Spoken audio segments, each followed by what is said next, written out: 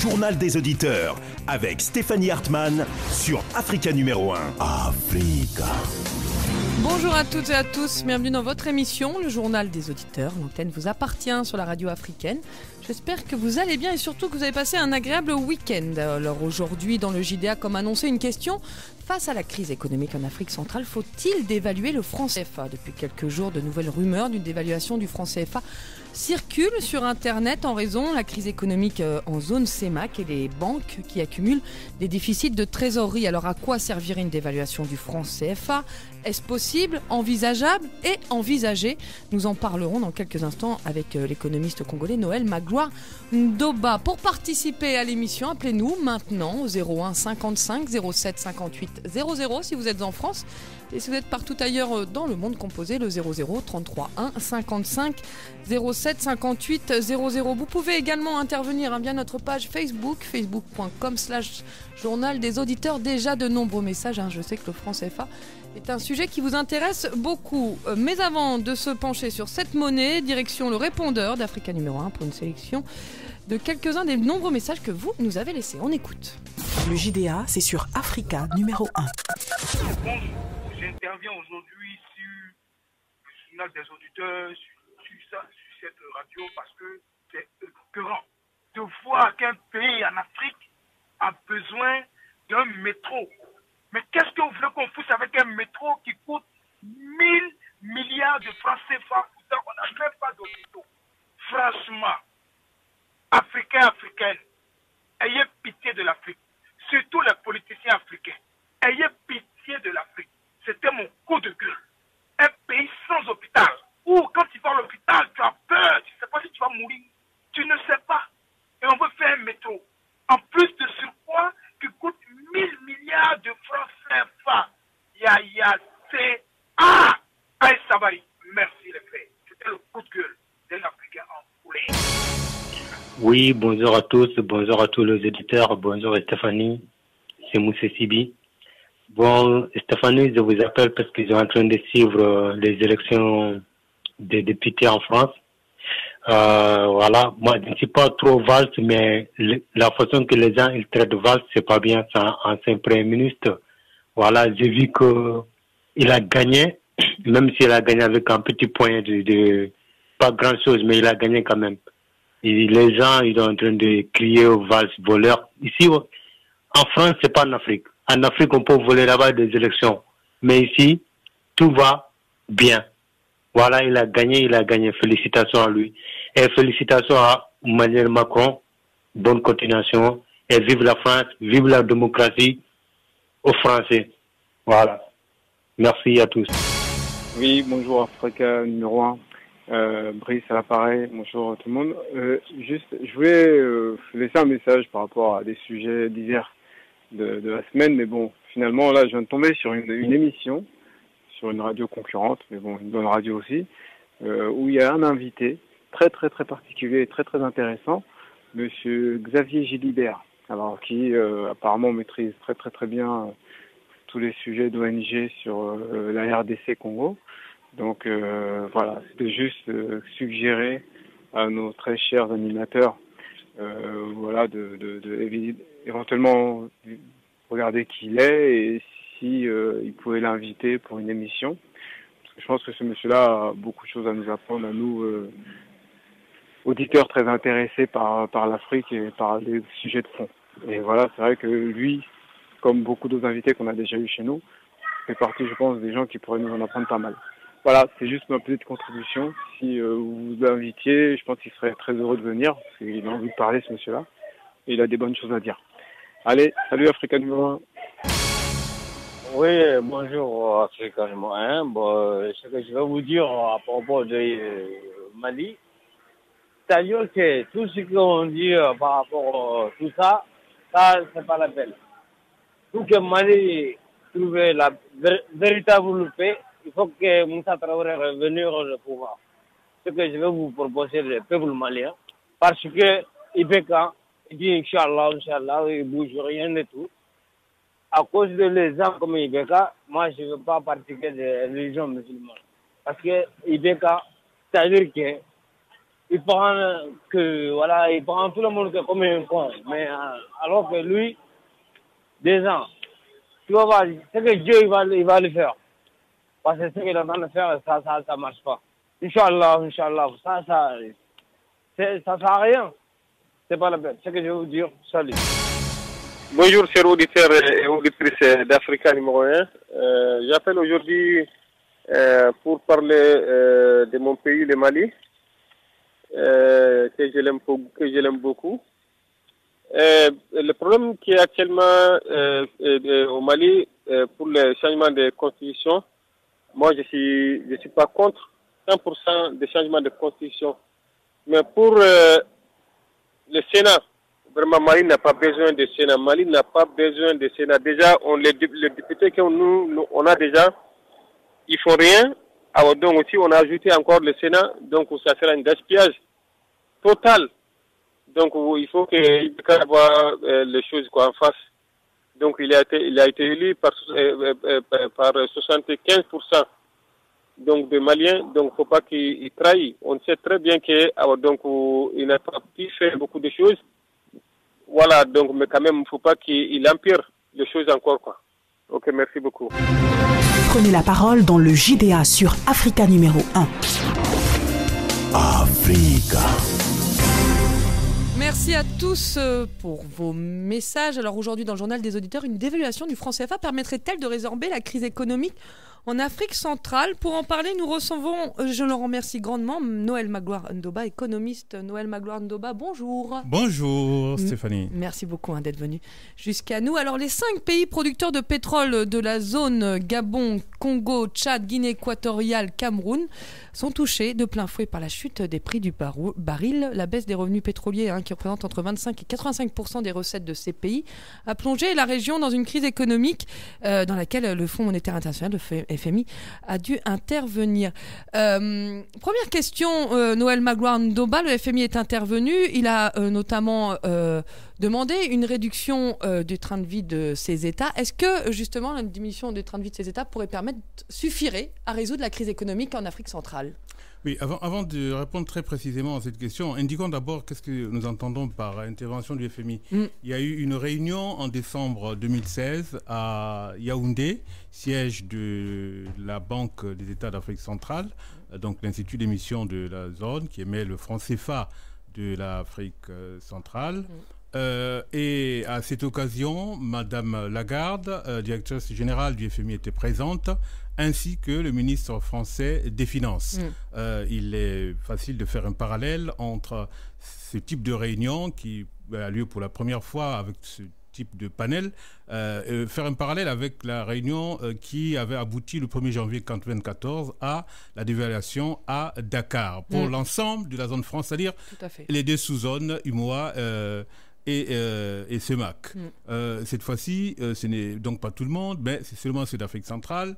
Et effectivement, il a été à l'ordre du jour question de dévaluation compte tenu de l'état des finances publiques, compte tenu également de la gestion monétaire dans ces pays, qui sont donc au nombre de 6, pour la plupart pétroliers, en dehors de la République centrafricaine, et qui, elle, de son côté, a également des ressources naturelles qui permettent d'assurer le fonctionnement de l'État, si tant est qu'on puisse parler d'État à l'époque pour ce qui est de la République centrafricaine, puisque c'était manifestement ce qu'on appelle un État failli. Mais les autres sont-ils pour autant des États bien portants? C'est une question. Alors, donc, sous l'angle strictement économique en termes de recettes budgétaires ou des ressources publiques, puisque c'est la question précisément que vous posez, on sait, et vous l'avez indiqué, que la plupart de ces pays sont des pays pétroliers et que les recettes publiques proviennent de la valorisation du pétrole. Alors, c'est à peu près de l'ordre de 25% pour le Cameroun, de l'ordre de 50% pour le Gabon, de l'ordre de 70% pour le Congo, ou autour de 75%. Et cela est à peu près l'équivalent pour la Guinée équatoriale, qui d'ailleurs produit un peu moins que le Congo maintenant. Mais en termes de recettes financières procurées par le budget, c'est dans cet ordre-là que les choses se situent, dans ces ordres de grandeur. Alors, est-ce que l'intervention du FMI avait pour but de permettre l'assainissement des finances publiques, oui. Est-ce que l'appel au chef d'État pour qu'il se ressaisisse dans la gestion, pour appeler en gros à la bonne gouvernance, est-ce que c'est simplement une question de gestion des recettes budgétaires? Il semble que non, puisque ce n'est pas seulement de la vente du pétrole que résulte la crise économique en zone SOMAC. Voilà, finalement, ce que vous dites, c'est ce qu'on entend dans les palais de ces pays-là, c'est pas notre faute, c'est de la faute au pétrole qui baisse. Vous dites il y a quand même un problème de gestion financière des ressources. D'ailleurs, on peut signaler que le procès du vice-président de la Guinée équatoriale, fils du président équato-guinéen Théodorine Obiang, s'ouvre aujourd'hui à Paris pour bien mal acquis. Je ne sais pas si il faut y voir un lien. Il faut y voir une illustration de ce que l'on doit appeler la mauvaise gouvernance et ce que l'on peut, de manière plus précise, appeler les crimes économiques qui sont commis dans ces pays. Il y a des crimes économiques puisque les biens mal acquis concernent là, aujourd'hui, c'est le procès s'agissant du clan au pouvoir en Guinée équatoriale, mais il y a à l'ordre du jour, et c'est prévu pour le clan au pouvoir au Congo-Brazzaville également, donc la famille de M. Sassou Nguesso. Il en sera également autant pour le Gabon avec la famille Bongo. Alors, c'est des illustrations significatives de ce que l'on peut appeler la criminalité économique, dont on peut développer d'autres conséquences, bien sûr, dont on peut évoquer d'autres conséquences. Notamment sur le bien vivre des il y a aussi dans la mauvaise gouvernance un aspect qu'on ne souligne pas suffisamment, c'est les atteintes aux droits humains. Parce que porter atteinte aux droits humains, par exemple en faisant, comme c'est le cas aujourd'hui au Congo, manifestement, c'est que aujourd'hui la presse internationale, française notamment, a fini par établir les faits. Il y a une guerre dans une région du Congo, la guerre du Poul, et cela a conduit au déplacement de 20 000 habitants d'un département dont on peut dire que... sans assistance humanitaire. Voilà, il est le poumon économique de la capitale. Et donc, il y a là une atteinte aux activités économiques qui est frappante. Ça, c'est sur les origines de la crise, et on entend bien le terme de crimes économiques, et on entend bien que ce n'est pas forcément le prix du baril de pétrole qui est responsable de cette crise économique en zone CEMAC. Cela dit, aujourd'hui, les banques font face à des déficits de trésorerie importants, qualifiés de critiques par les socialistes. La Banque des États d'Afrique centrale, la BEAC, prépare, selon BBC Afrique, la mise en place d'un dispositif d'apport de liquidités en urgence. Parallèlement, il y a la Fondation pour les études et la recherche pour le développement international, c'est le FERDI, qui est une fondation française, il faut le dire, qui vient de publier une note sur l'avenir du franc CFA. Et le FERDI écrit ceci: en revanche, la baisse du prix du pétrole et dans une moindre mesure celle de certains produits agricoles comme le cacao pose la question de l'adéquation du taux de change. Plusieurs questions suite à ça, Noël Magouarndomba. Est-ce que adapter le taux de change correspond à une dévaluation? Est-ce que c'est ça ce qu'on entend, une dévaluation? Finalement, changer la parité qui est fixe dans le cas du franc CFA. Et est-ce qu'une dévaluation du franc CFA permettrait à ces pays de la zone CEMAC de voir un peu, peut-être pas le bout du tunnel, mais de reprendre un peu de souffle et de faire face à la crise?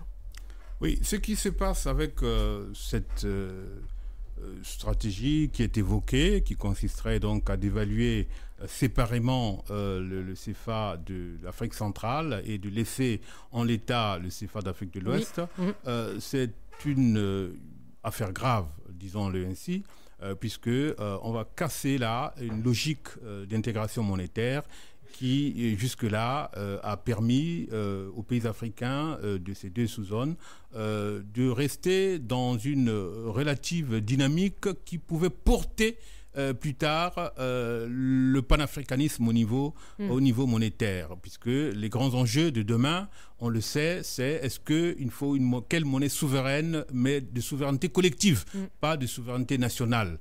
Et si aujourd'hui, avec ce que des stratèges ou des mathématiciens appelleraient le dilemme du prisonnier, on enferme l'Afrique centrale, on la coupe, on la sépare de l'Afrique de l'Ouest et on lui pose ses propres problèmes devant ses propres contradictions, en présentant même des contradictions par rapport à l'Afrique de l'Ouest.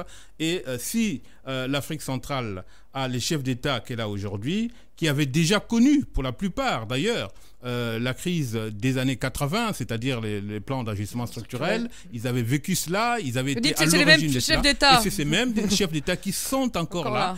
Et effectivement, ils sont face à leurs responsabilités. Mais la logique est mauvaise, celle du dilemme du prisonnier. Donc pour vous, la dévaluation n'est absolument pas une bonne idée. La dévaluation en tant que telle... si elle était posée pour l'ensemble des deux zones francs, on en rediscuterait autrement. Mais la poser, cette question, simplement pour une partie, c'est diviser, casser une dynamique d'intégration, parce qu'elle est portée tout de même au-delà des critiques qu'il faut faire, bien sûr, pour réformer la zone franc. Mais alors, en dévaluation en général, est-ce qu'elle est bonne? Bon, la dévaluation ne marche qu'à des conditions que l'on connaît. Chez les économistes, on sait qu'effectivement... Oui, ouais, dans quelles conditions la dévaluation marche? Compétitive, ça s'appelle les dévaluations compétitives. On baisse la parité par rapport à une monnaie de référence. En l'occurrence, ici, c'est bien sûr l'euro, puisque depuis 1999, la parité du franc CFA s'est définie de manière fixe. C'est 1 euro égale 655 environ franc CFA, c'est ça? Franc CFA, exactement, ouais. Et cela est une parité fixe. Qui ne bouge pas. Et si on dévaluerait, on ferait passer l'euro, non pas à 655 et quelques francs CFA, mais à 1300 francs CFA, c'est-à-dire que finalement, 1 euro vaudrait plus de CFA, c'est bien ça? 1 euro vaudrait 2 fois plus de CFA, puisqu'on parle d'une dévaluation de 50%. C'est ce qui est, semble-t-il, donc ils auraient plus de liquidité en francs CFA, mais finalement moins de liquidité en euros? On aurait moins de liquidité en euros, plus en CFA, et ce sont les produits importés par les habitants d'Afrique centrale qui coûteraient plus cher, et les produits exportés par les non-centres africains, c'est-à-dire les non-ressortissants de la zone CEMAC, ce qui exporterait vers ces pays-là, gagnerait à l'échange. Alors, on gagne à l'échange, effectivement, en fonction également de la parité monétaire, c'est vrai, mais... la question, je crois que si on l'aborde en termes de dévaluation compétitive simplement, la réponse vient, comme on l'avait évoqué déjà avec l'expérience de la dévaluation de 1994. On a dit que cela pouvait redynamiser les économies par la logique d'import-substitution, c'est-à-dire de produire localement ce qui était importé, parce que ce qui est importé coûte plus cher. Donc si on le produit localement, on finit par consommer avec la satisfaction aussi de créer une industrie locale, une production, une activité économique qui peut se développer. Mais dans le contexte 20 ans sont passés depuis 1994 et l'Afrique centrale continue d'importer la plupart de ses produits, hein, même si on les fabrique localement, je pense à l'ail, l'oignon. Oui, le modèle de consommation est évoqué aujourd'hui lorsque l'on parle de cette dévaluation possible en Afrique centrale. On a vu des textes circuler où l'on dit que le modèle de consommation en Afrique centrale, on importe tout, y compris l'ail, on importe de Chine, etc. Et alors qu'en Afrique de l'Ouest, effectivement, on produit localement, etc. Oui, le modèle d'importation, de consommation peut être interrogé, c'est vrai, mais il faut se rendre compte d'un autre phénomène qui est survenu aujourd'hui dans les faits économiques et qui n'existait pas en 1994, c'est le rôle des échanges avec la Chine. Alors, la Chine, aujourd'hui, est le premier partenaire commercial et même le premier créancier de la plupart des pays d'Afrique centrale. Pour le pire ou pour le meilleur, Magloire Dobal? Je vous demanderai une réponse courte parce que sinon je vais me faire disputer par les auditeurs qui attendent au standard pour poser des questions. Oui, on ne peut pas de manière noir et blanc dire pour le pire ou le meilleur. Mais ce qui est négatif, c'est que ces transactions échappent c'est dans l'opacité que se déroulent ces transactions financières. Le FMI est allé au Congo, on parlait d'intervention du FMI. Le FMI fait des missions tous les 6 mois dans ces pays. Le FMI a fait une mission, un rapport au Congo qui date du mois de mars, a constaté, donc le FMI a constaté que les transactions avec la Chine, il n'y a pas de traces. On en revient à la question de la gestion. Voilà. Donc c'est un aspect nouveau par rapport à la dévaluation, au contexte de 1994. Et au marché, au système système de système mondial, voilà, système, voilà. Merci beaucoup, Noël Magloire-Ndoba. On va tout de suite se diriger du côté du standard. Il ne reste que 9 minutes. Je vais demander aux auditeurs, et je m'en excuse, c'était passionnant de faire un peu le point sur aussi l'aspect technique, économique. Qu'est-ce qu'une dévaluation, qu'est-ce qu'un taux de change. Donc je demanderai aux auditeurs d'être un peu rapides et je m'excuse auprès d'eux. On commence par Robert. Robert, bonjour. Il y aura du homo de beigne après. Robert, bonjour. Bonjour Robert, je vous entends très faiblement. Non. Vaut mieux rapprocher. Il faut enlever votre kit main libre. Je suis même pas sûr qu'il. Attendez. Ah voilà, beaucoup mieux. C'est bon? C'est bon, on vous entend, Robert. Vous avez une question? Bonjour madame. Bonjour oui, monsieur. Ma question elle est très simple. Pourquoi nos États africains ne peuvent pas couper leur propre monnaie et être toujours sous la domination de la France? Et tous selon votre spécialiste, qu'ils me disent, est-ce qu'ils ne sont pas nos États ne sont-ils pas compétents pour couper nos monnaies en Afrique? Et pourquoi c'est la banque française? Nos monnaies sont coupées à Clermont-Ferrand et autres, à la deuxième ville, j'ai oublié. Pourquoi c'est ici qu'on coupe nos monnaies et qu'on ne peut pas être... Oui, pourquoi on fabrique nos monnaies ici? C'est très clair, Robert, comme Merci. Question. Noël Magloire-Ndoba, je vous demanderai une réponse un peu très rapide. courte. Oui, le problème n'est pas le lieu où l'on fabrique la monnaie. Le problème, c'est est-ce que la monnaie, on a de la souveraineté sur la gestion de cette monnaie. Vous avez dit tout à l'heure, ce sont les banques centrales africaines qui émettent la monnaie. Ce sont ces banques qui émettent la monnaie. Et il y a des règles qui sont connues. Il y a bien sûr la parité fixe. Il y a la libre transférabilité des capitaux. Il y a le compte d'opération, la garantie et surtout le compte d'opération qui pose problème très souvent. C'est vrai qu'il faut réformer. On peut réformer tout cela, mais évitons de penser qu'il faut que nous revenions à des monnaies nationales, ou pas revenir parce qu'on n'en a jamais eu, mais qu'on adopte des monnaies nationales. C'est vrai que le Mali en avait adopté, mais le Mali est revenu à la zone franc. La Guinée était sortie, elle est sortie pour de bon.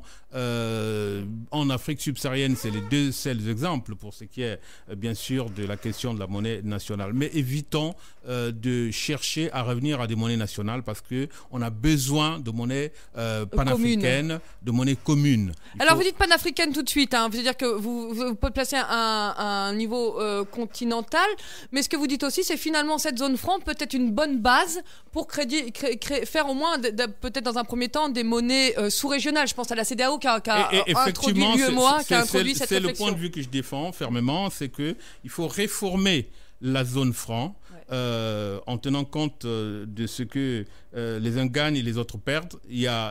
C'est un jeu à somme nulle sur beaucoup d'aspects, mais on peut chercher à en faire un jeu à somme positive, c'est-à-dire que les uns, le gagnant-gagnant.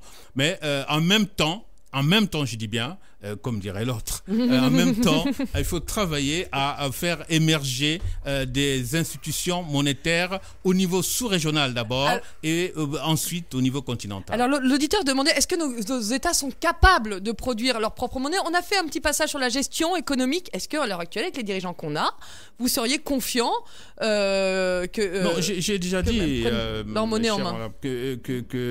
Il n'est économiquement pas efficace d'avoir des monnaies nationales aujourd'hui en Afrique dans un contexte où la mondialisation implique davantage de force, c'est-à-dire d'atouts économiques pour la compétitivité. Et la monnaie, effectivement, est un outil de souveraineté, mais la souveraineté collective, elle est plus porteuse, puisque quand on parle de la Chine, c'est un seul pays, mais c'est un pays continent. Quand on parle de l'Afrique et la Chine, on oublie que l'Afrique, c'est plusieurs États. Or, si nous allons vers justement l'intégration régionale, on aura des entités plus vastes, ce sera des marchés plus grands, avec des monnaies qui sont spécifiques pour ces espaces et avec plus de présence pour être dans des logiques de gagnant-gagnant au niveau mondial. Et dans un monde mondialisé, c'est ce qu'on voit aussi avec l'Union européenne qui s'associe effectivement pour être davantage concurrentielle. Et notamment avec le président Macron qui, avec Mme Merkel, aujourd'hui, ils sont dans une dynamique de réaffirmer. Vous savez bien que le président Macron veut qu'il y ait un ministre des Finances commun pour la zone euro. Alors ça, c'est une bonne nouvelle. Ce n'est pas gagné, ça ne viendra pas, mais ça montre que la logique de l'intégration régionale, c'est celle qui est la logique d'avenir. C'est très clair. Merci Magloire. Alors le temps passe vite, il me reste à peine 4 minutes. Diomo de Beng, bonjour. Oui, bonjour Stéphanie, merci à votre auditeur, même si c'est l'émission du journal des auditeurs, c'est devenu l'émission de l'invité. De l'invité, mais l'invité est tellement intéressant qu'on le laisse parler. Oui, c'est pas grave. Moi je vous dis, Stéphanie, comme je l'ai dit tout à l'heure, hein, la dévaluation du franc CFA, ce serait encore la ruine de la population, parce que la dévaluation profiterait plutôt à ceux qui cherchent à la dévaluer, c'est-à-dire l'Europe. Imaginons que la dévaluation, elle va faire quoi? Nous allons importer des produits qui ne vont même pas... C'est ça, en fait. Si vous avez 1300 francs CFA d'épargne, actuellement, vous avez 2 euros d'épargne, mais si vous êtes dévalué, votre épargne, elle ne sera plus équivalente qu'à un seul euro. Et c'est ça le problème, et ça profite à qui? Ça profite aux fournisseurs. Le fournisseur, c'est qui? C'est celui chez qui on paye la marchandise pour ramener chez soi. Et les ports de douane vont augmenter, la marchandise, les denrées vont augmenter sur le marché, et après c'est qui va prendre les pots cassés? C'est la population. Parce que moi je le dis, c'est la population, puisque les grands hommes, les présidents et consorts, ils n'en ont rien à voir parce qu'ils ne payent rien, ils vivront sur le dos du contribuable. Et non seulement le contribuable... Leur dévaluation profiterait à eux aussi, je pense, ça ferait rentrer des liquidités dans je suis d'accord, ça profiterait plus à eux et leurs bourreaux, que sont les Occidentaux. Si je me permets de le dire, parce que moi je ne suis pas un élu, j'ai pas peur d'être un remanié, j'ai pas peur aussi d'être infiltré d'un gouvernement, je suis pas dans un gouvernement, mais je le dis, ça serait la ruine de l'Afrique, ça serait la ruine du peuple africain, ça c'est sûr et certain. Et du coup, si nous pouvons nous opposer à ça, nous allons nous opposer. Mais en ce qui concerne la création de la monnaie de chaque pays, moi je crois qu'il faut réfléchir 15 000 fois. Et le président Ouattara, bien qu'économiste qu'il soit, il nous a un jour démontré ce fait-là. La monnaie ne se crée pas parce qu'on est frustré. La monnaie se crée par rapport à l'augmentation de la démographie. C'est très clair. À l'augmentation de la démographie. Nous savons aujourd'hui que créer une monnaie n'est pas une mince affaire. Nous avons des pays comme le Ghana qui ont créé leur monnaie, la Guinée qui ont créé leur monnaie. Mais quand nous allons dans ces pays-là, que nous avons notre euro, l'Afrique te fait pitié. C'est très clair. Je suis désolé, je m'arrête là. Merci Diomo, merci beaucoup. Je voudrais prendre une dernière question, ça va être très juste. Mamadou, en une phrase, vous pouvez me redire ce que vous dites au standard? Bonjour Mamadou. Oui, bonjour mesdames. Vous demandez si pour vous le franc CFA est un frein pour le développement, hein, c'est ce que vous dites, hein, économique. Oui, à 1000%, madame. C'est très clair. Merci Mamadou. Je me permets de vous interrompre Mamadou, mais comme ça va permettre à Noël Magloire Ndoba de vous répondre. En ce qui concerne la question du développement économique, effectivement, est-ce que le franc CFA est un frein ou une aide, un avantage? Le franc CFA permet d'assurer une stabilité de la valeur de la monnaie, puisque la parité fixe assure cela. Cependant, cette parité sur l'euro, ça veut dire que la monnaie est surévaluée. Autrement dit... Elle ne correspond pas aux économies, c'est ça? Voilà, les économies... Une monnaie doit être gagée sur des richesses, c'est-à-dire sur la capacité à produire et à réaliser, à vendre, à écouler sur le marché. Sur le PIB, par exemple. Voilà, bien sûr. Ouais. Alors, donc, il y a cette difficulté. Cependant, est-ce qu'il faut qu'on cesse, qu'on rompe, qu'on arrête cette parité fixe pour assurer une valeur monétaire qui correspondrait à des calculs qui pouvaient être plus justes, effectivement? Là, il y aurait un problème. Il faut réformer, mais cependant, on peut aussi envisager que la valeur de la monnaie soit définie en fonction d'un panier de devises. C'est effectivement, c'est exactement ce que propose la FERDI, la fondation, hein, l'étude dont je vous ai parlé tout à l'heure. Peut-être vous l'avez déjà lu d'ailleurs. Mais on arrive à la fin de cette émission. Noël Magloire Ndoba. C'est cette idée que je on pourra en reparler depuis quelque temps. Merci Noël Magloire Ndoba. J'ai un chronomètre, c'est affreux. Hein. C'est aussi de l'économie parce que c'est de la publicité, c'est ce qui nous permet d'émettre chaque jour. Merci beaucoup Noël Magloire Ndoba d'être venu jusqu'à nous. Je vais vous réinviter rapidement pour qu'on aille un peu plus loin sur cette question du franc CFA. Merci à tous les auditeurs. Séance de rattrapage de vos messages. Demain, c'est promis. Demain, d'ailleurs, nous allons reparler du procès des biens mal acquis qui s'est ouvert aujourd'hui. Pour vous inscrire, jda@africain.com. À demain.